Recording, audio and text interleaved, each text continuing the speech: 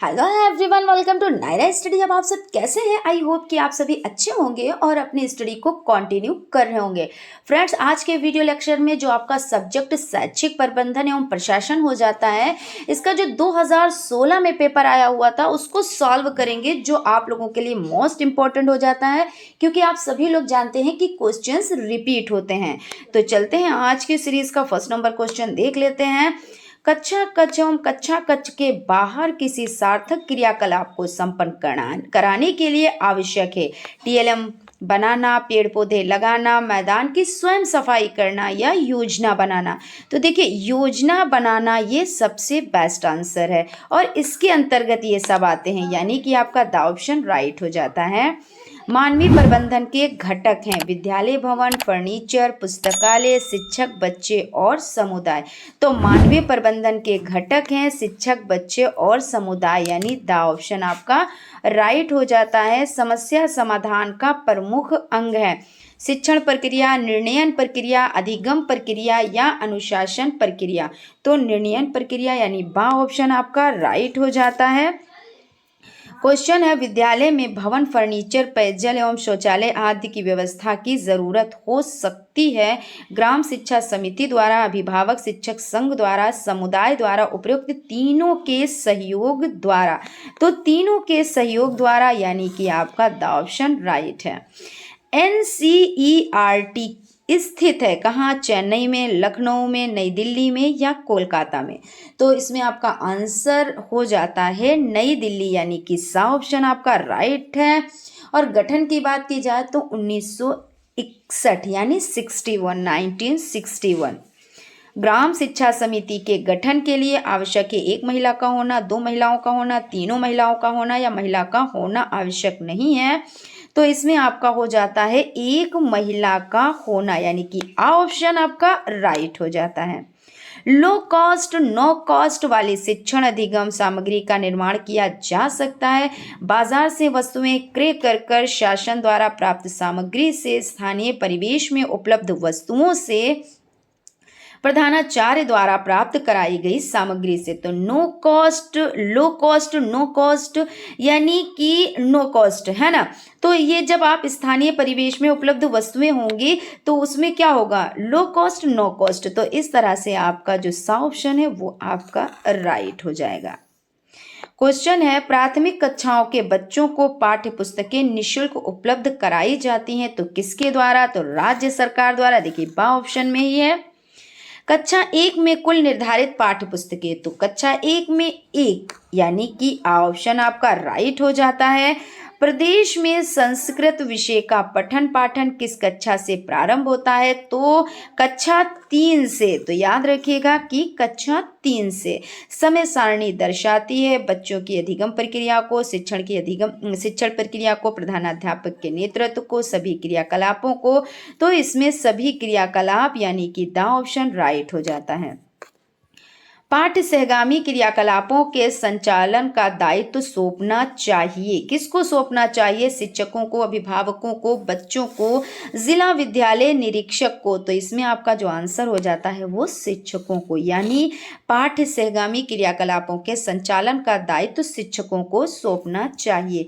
प्रत्येक जनपद में कार्यरत जिला समन्वयक अधीन होते हैं तो जिला विद्यालय निरीक्षक के, जिला बेसिक शिक्षा अधिकारी के, डायट प्राचार्य के या जिलाधिकारी के। तो जिला बेसिक शिक्षा अधिकारी यानी कि आपका बा ऑप्शन राइट हो जाता है। राज्य शैक्षिक अनुसंधान और प्रशिक्षण परिषद का मुख्यालय स्थित है तो ये कहाँ स्थित है? तो लखनऊ में स्थित है। राज्य, यह ध्यान रखिएगा, राज्य और राष्ट्र है ना।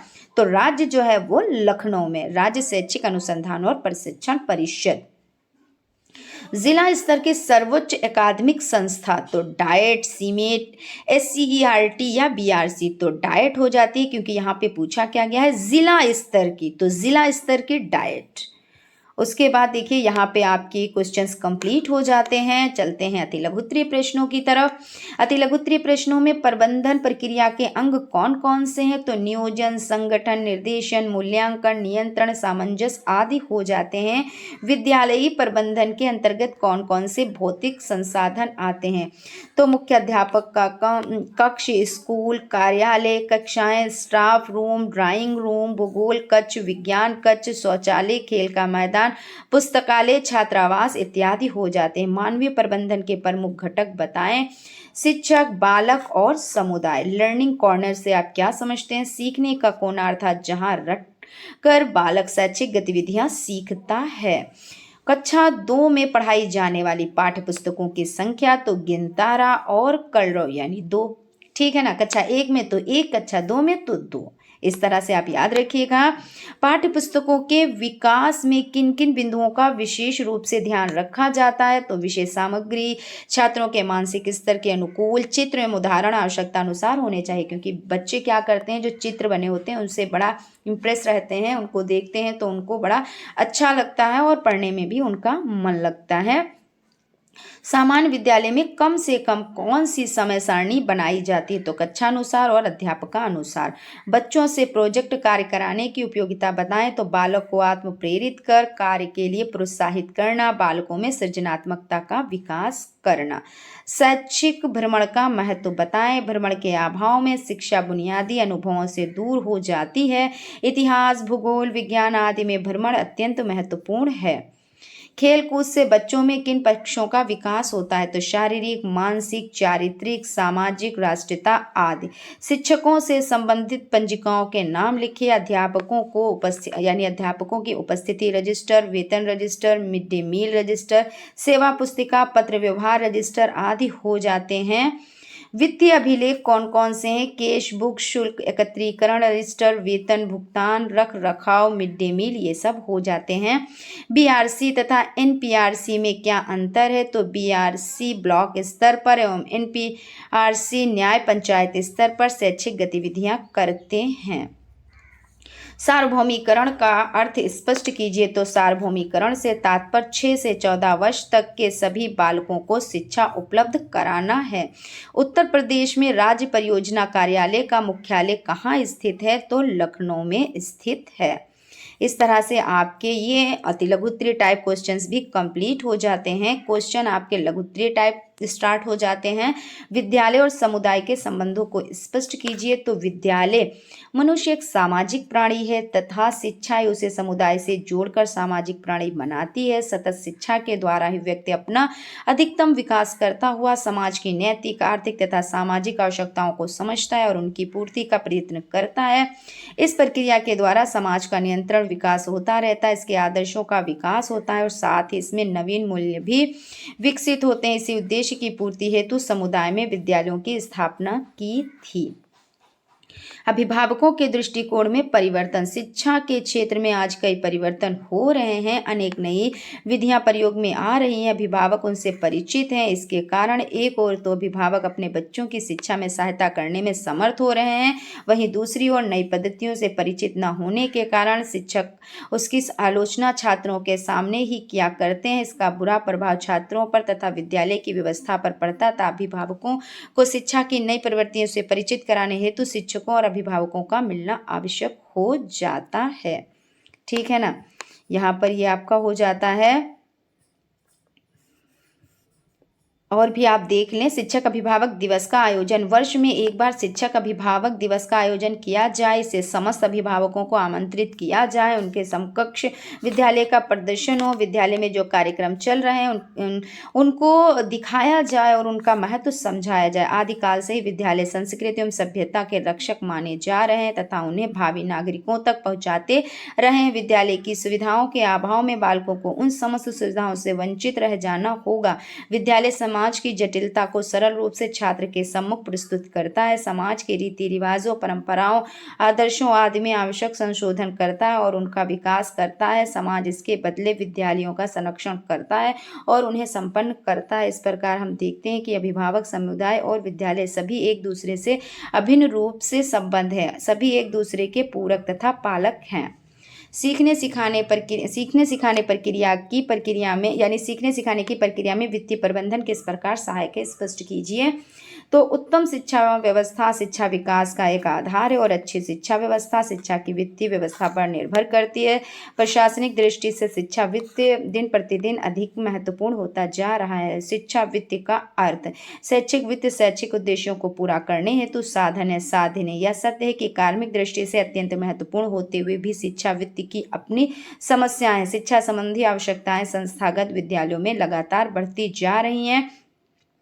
इससे वित्त जुटाने संबंधी जटिलताएं भी बढ़ती जा रही हैं। शिक्षा के लिए धन किन साधनों से प्राप्त किया जाए और किन मदों में प्राथमिकता के आधार पर खर्च किया जाए, यह भी एक समस्या के रूप में उभरा है। समय सारणी एक ऐसा चार्ट है जो विद्यालय में किए जाने वाले कार्यकलापों को दर्शाता है। सहमति के आधार पर व्याख्या कीजिए। तो समय सारणी विद्यालय क्रियाकलापों को व्यक्त करती है। इससे निम्नलिखित बातों का पता चलता है। स्कूल में काम करने के घंटे, जैसे विद्यालय कब प्रारंभ होता है, कब समाप्त होता है तथा मध्यावकाश कब और कितने समय का होता है। इसके द्वारा यह भी पता चलता है कि स्कूल में कौन कौन से विषय पढ़ाए जाते हैं। विद्यालय में अध्यापकों की संख्या तथा उनका नाम भी समय सारणी से ज्ञात होता है। अध्यापकों के मध्य कार्य का वितरण किस प्रकार किया जाता है तथा प्रति अध्यापक कार्यभार का ज्ञान भी समय सारणी द्वारा होता है। विद्यालय परिसर में कक्षों की संख्या का ज्ञान भी समय सारणी से होता है। समय सारणी द्वारा यह भी ज्ञात होता है कि कौन सी कक्षा किस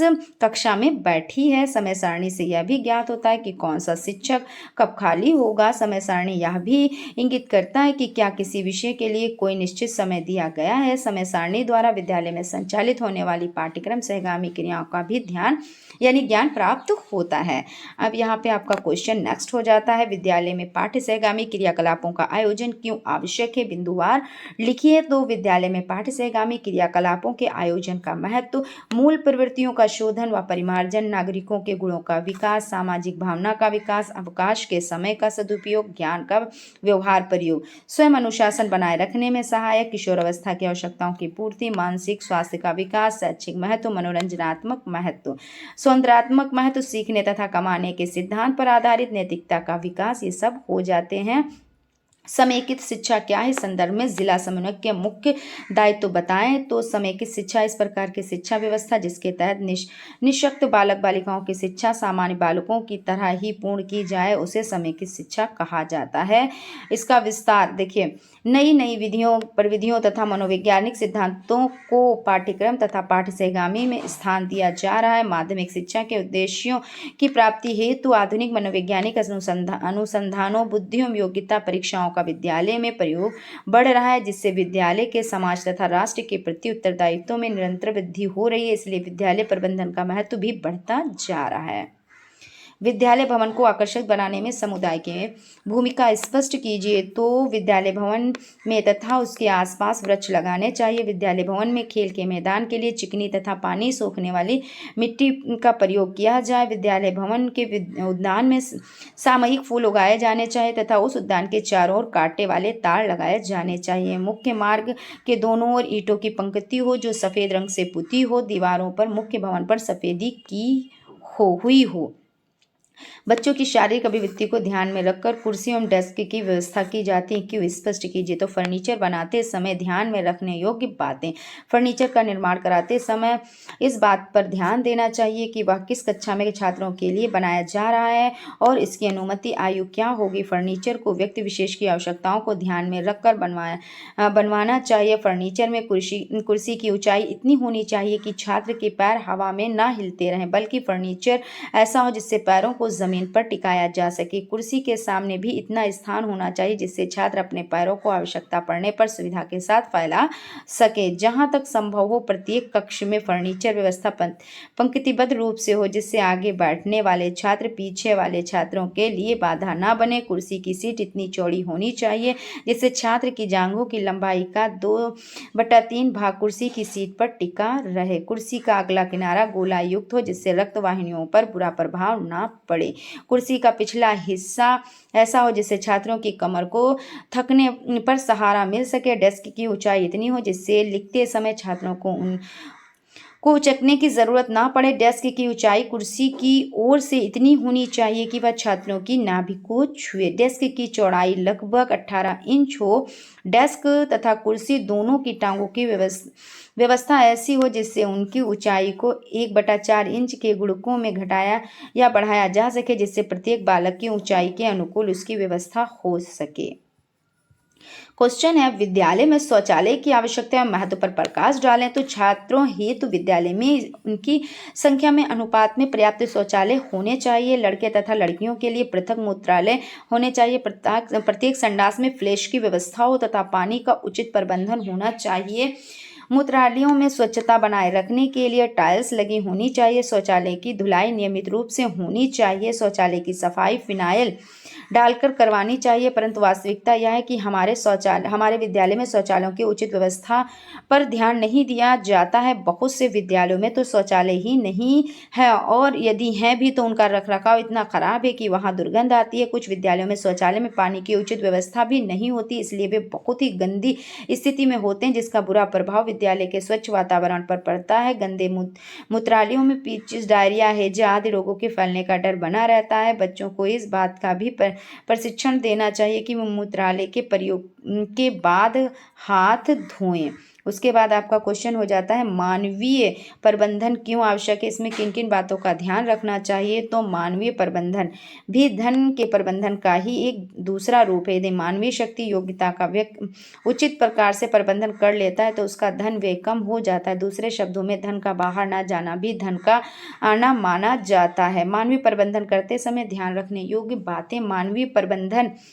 मानवीय संसाधनों के प्रबंधन में प्रत्येक सदस्य की योग्यता का आंकलन करते ही उनका प्रबंधन करना चाहिए। मानवीय योग्यताओं का प्रयोग करते समय भी कार्य का बंटवारा संतुलित रूप से करना चाहिए। योजना का निर्माण एवं मानवीय शक्ति का प्रबंधन बहुत ही सोच समझकर क्षमताओं के आधार पर करना चाहिए। मानवीय संसाधनों के प्रबंधन से पूर्व प्रत्येक सदस्य की योग्यता को चिन्हित करना चाहिए। तो इस तरह से यहाँ पे आपका सेशन कंप्लीट हो जाता है। यानी 2016 का जो आपका पेपर है वो कंप्लीट हो जाता है शैक्षिक प्रबंधन का। नेक्स्ट क्लास में 2017 के पेपर के साथ में मिलते हैं।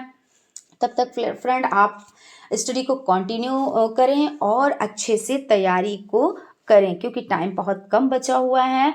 तो फ्रेंड्स मिलते हैं नेक्स्ट क्लास में। अगर अभी तक आप लोगों ने चैनल को सब्सक्राइब नहीं किया तो सब्सक्राइब कर लें, और अगर देखिए सेशन अच्छा लगा हो तो प्लीज़ एक लाइक भी ज़रूर करें। Thank you.